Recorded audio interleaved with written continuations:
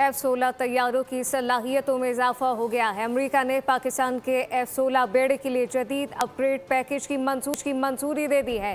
पाकिस्तान के ब्लॉक 52 और mid life upgrade F-16 तैयारे मौजूदा और मुस्तकबिल के तकाज़ों के मुताबिक हो जाएंगे। अमेरिका की जानिब से $686 मिलियन मालियत का जदीद टेक्नोलॉजी पैकेज मंजूर। अपग्रेड के बाद F-16 लड़ाका तैयारे की सर्विस लाइफ 2040 तक बढ़ जाएगी।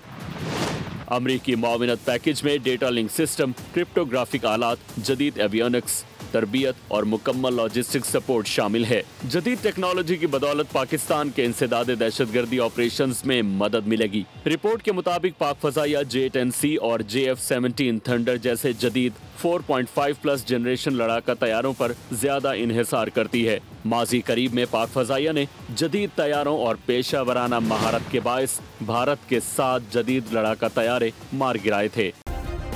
सब्सक्राइब करें और बेल दबाएं ताकि कोई खबर रह न जाए।